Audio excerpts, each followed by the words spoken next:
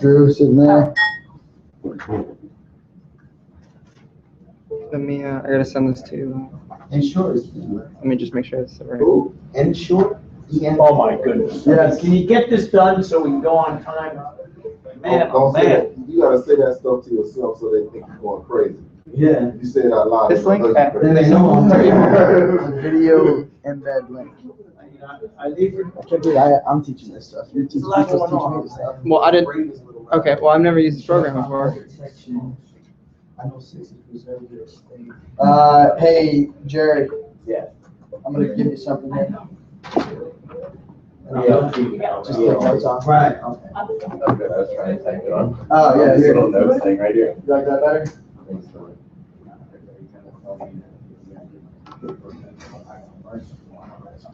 We had enough small corporation. And believe me, we're much more hospitals than what Lindsay's giving you right now. Sorry about Lindsay. Yeah, Lindsay, we all, you know how everybody has to have a token person? You know, that's our token person. Actually, I'll get, no. All right, I'm just gonna take a picture of it. I'm done now. Well? You're a character, Lindsay. Ben, do you know Lindsay? I don't. Do you want to know her? That's the first question. I don't know. But Lindsay. I don't know, good answer. Oh, wow. Wow. That's Jerry. I don't know. Obviously, I'm not very. Oh. God. Goodness. That's it. Don't trust That looks like the only I girl know. in there. Oh, I guess that's why. All right, Too we much ready? testosterone in Seriously. Too One much second. testosterone. Yeah, I'm posting the link. Put that down, go to work, do an introduction. What the hell?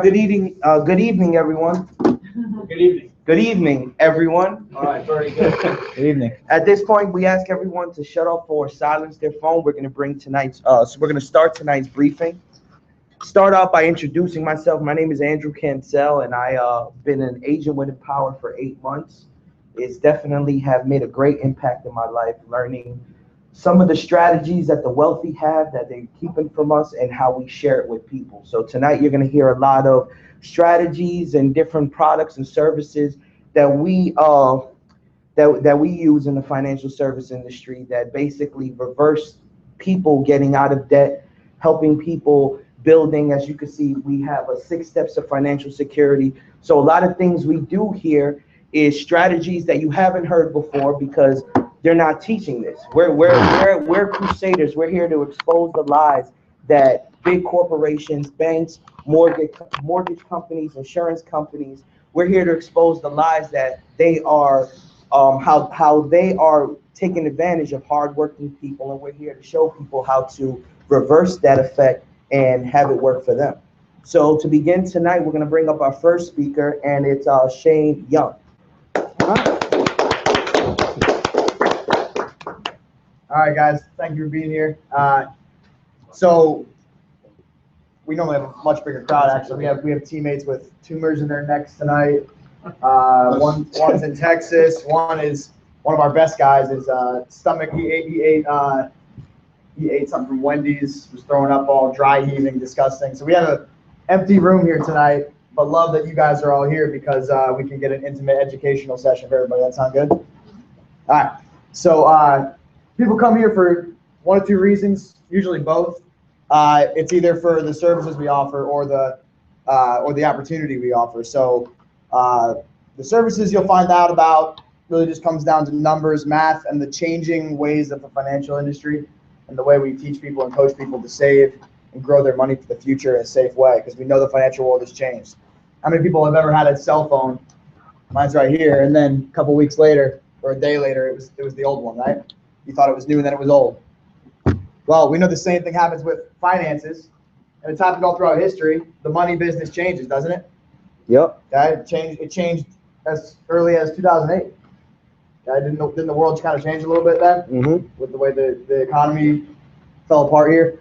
People lost about 40% of their retirement accounts. Baby boomers had to go back to work. And then what about when 9/11 happened in 2001? Didn't Whole that world change the changed. financial world? Yep. Didn't that change the social world, Absolutely. political world, Mm-hmm. military world, everything? So we know the world changes. People come here for the opportunity sometimes too. For for me, I was a teacher for the past 3 years, 3.5 years in Memphis, Tennessee. I'm a rugby coach, and I ran my own nonprofit organization. And I love doing all that. It wasn't like I was trying to escape. See, most people are trying to escape from their 9-to-5 nightmare or whatever it is they're doing that's just not getting them to where they're trying to go. That wasn't the case for me. So I'm a rare bird because I came and took advantage of this opportunity because of the income, and I needed to find a way to make my dreams come true while still helping other people. And we can only accomplish and get to where we want to go in life by helping others get to where they want to go in life. Isn't that true? Yeah. Mm-hmm. Okay, so being a teacher, I was able to do that for kids in the inner city of Memphis as a coach and run my own nonprofit. All just because in my heart I feel like, we're here to help people, and then I still can impact people by doing what we do here. And so the opportunity, and we'll show you more about that at the end of our presentation about kind of how you can change your life just by being coachable and following a simple system. We'll show you that later. Up until then, please be taking notes. Pay very close attention because this is basic stuff. Don't be overwhelmed. We've had everybody from CEOs of companies to 18-year-old truck drivers, landscape people come in here, and we talk to everybody the same way. Isn't that cool? Doesn't matter if you're a self-made millionaire CEO or just coming out of high school, part-time job, trying to make it. Doesn't matter. We talk to everyone the same way because money doesn't care who owns it. Just matters what you do with it, right?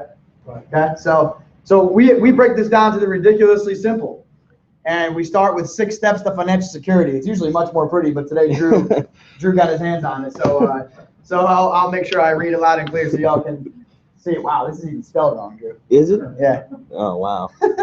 Oh, it's that? Oh. Oh, preserve. So for those of you who can't read Chinese, this says 6 steps to financial security. Can I interrupt for 1 second? Yeah. We also engage people that normally don't spell well. Yeah. And we don't discriminate anybody. As you can see, we give everybody an opportunity. So let's give Drew a nice round of applause. He's trying. Spelling's not his forte. No, it's not. I cut Drew hair. doesn't ruin everything with his hands because he did cut my hair yesterday. And First looks time I have a nice haircut. We'll critique that You later. do cut hair well. Thank Yeah. you. I I'd like appreciate to take my son to you. You should. There was kids in there after school yesterday when I was in there. That's right. Sorry. keep going. Yeah. So look. By the way, if you guys have a question for me, you want me to answer it, right? Okay. So if I have a question for you, we like to engage. We have a small group here tonight. Is that all right? If you guys answer me. All right. So I'll engage y'all. We'll answer each other. So number 1, to be financially secure, the first step is number 1, increase cash flow. How many would like to increase their cash flow? Yep. Ken, you want to increase your cash flow?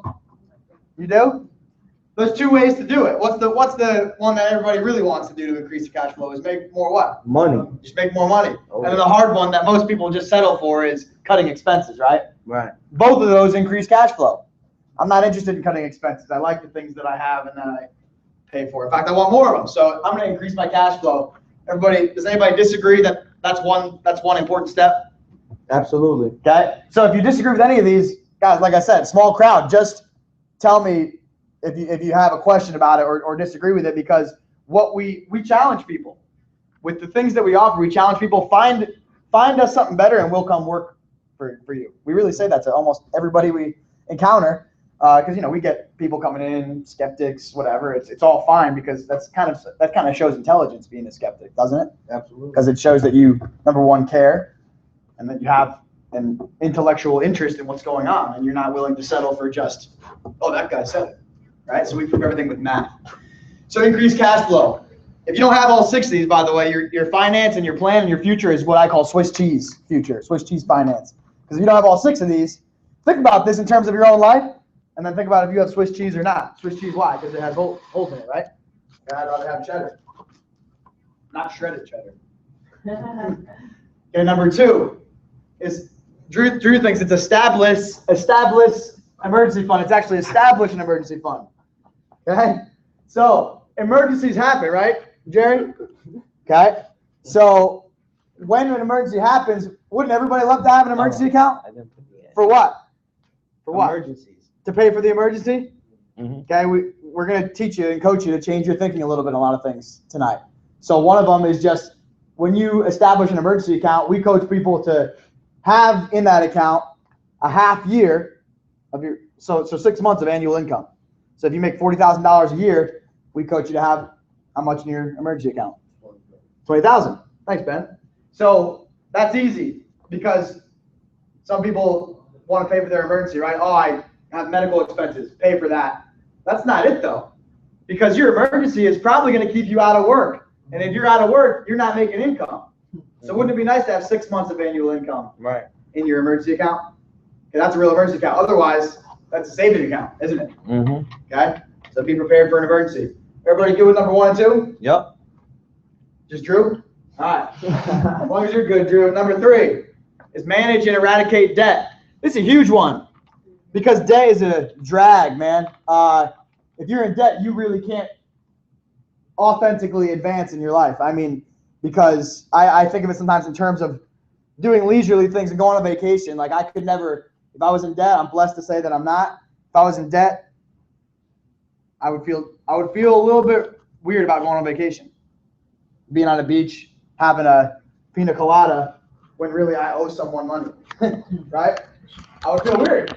Wouldn't feel right. So won't harp on that too much because everybody agrees debt's a drag, right? Or does anybody like debt? No. Okay, here's the thing though. We grow up, and I was a teacher in elementary school. If I was teaching finances to kids, basic stuff, I'd be breaking the law. It's a little bit weird in our country that kids don't learn about money. They learn about inverted hyperbole, or I don't know, like crazy math stuff that you never end up using. They learn that, and they forget it. They don't learn simple things like finance. So they grow up, and we teach them we teach them to save a little bit of money, don't we?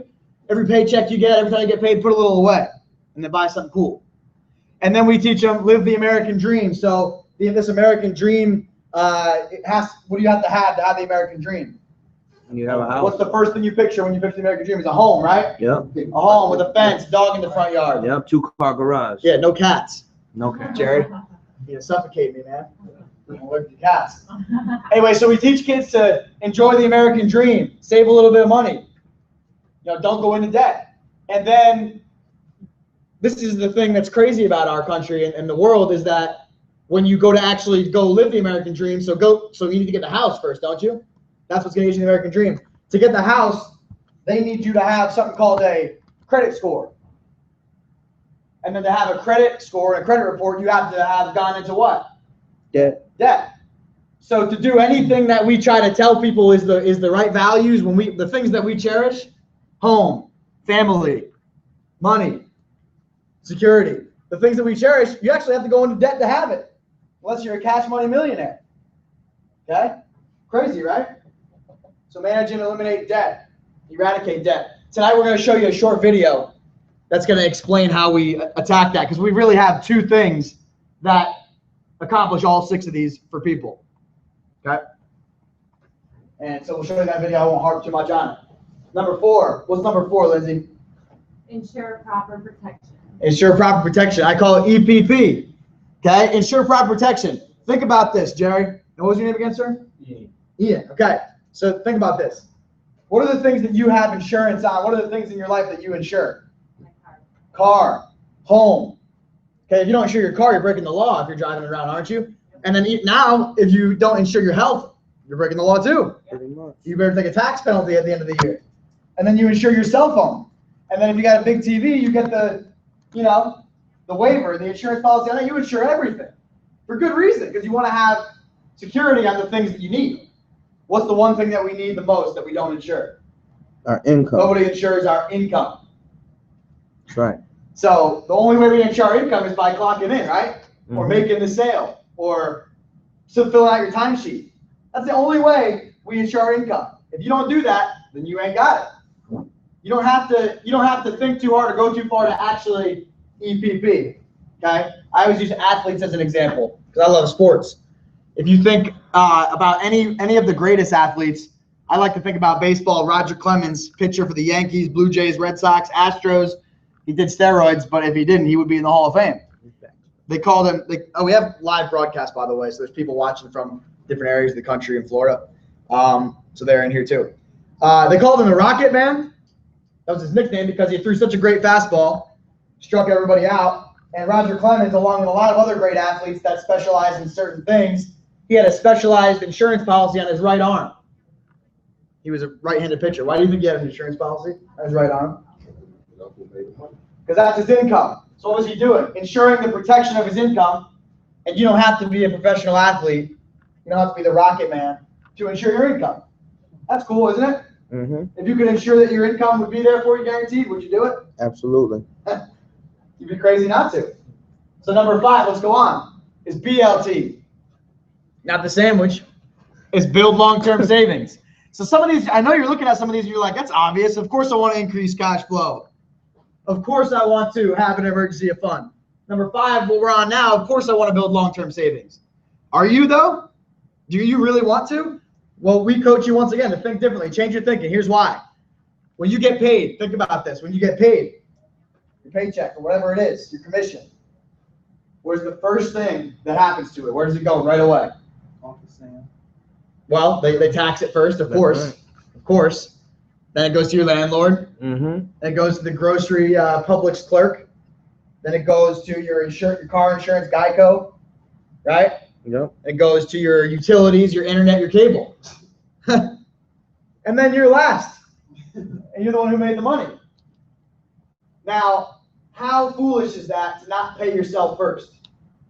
Wouldn't you want to pay yourself first? Because is the grocery store clerk, the Geico agent, or your landlord going to, later in life, they're going to go, you know what, you showed up at Publix every week to buy groceries for your family. Now, we want to pay you later. We want to pay you. Are they going to pay you an endowment, a pension, later in your life for doing that? Nope. Heck no. No way. And so build long-term savings by paying yourself first. I don't care if you have to be late on your rent. Pay yourself first. Because only you can pay you later. Isn't that true? Mm-hmm.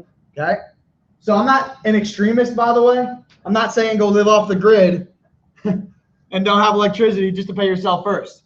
That would be cool. I would admire you for that. But I don't do it myself, so I'm not going to tell you to do it. I do pay myself first, though. Number 5. Everybody good with numbers 1 through 5 so far? Absolutely. Got it. Number 6, finally, is an easy one. Preserve your estate. Jerry, when we went to Asheville, North Carolina, a couple years ago, they have the Biltmore estate there, don't they? Okay, and I thought that an estate was, Jerry and I went on a road trip a couple years ago. He picked me up from D.C. where I was an intern at the Capitol. We drove down to Asheville, and they have the Biltmore estate. It's a big tourist trap. It's actually nonsense. And it's where I began the thought that an estate is just a big home. Anybody else ever think that an estate was a big home? Or am I the only one? Yeah. I thought it was. Okay, at some point, I know you thought that. Yeah. And that's not true. And actually, an estate isn't always a good thing because an estate is a combination of what someone owns and what someone owes. So you're gonna inherit someone's estate one day if you already haven't. And when that happens, you want to hope that person owned more than they owed, right? Mm-hmm. Otherwise, you're gonna have lawyers and creditors knocking on your door saying, "Where's the rest of that estate?" Because that actually belongs to us. So really easy. We want to make sure that people don't end up facing a lawyer, a judge, a jury, a accountant, to end up either passing on your estate the right way to your loved ones or receiving someone's estate the right way. There's ways to do that.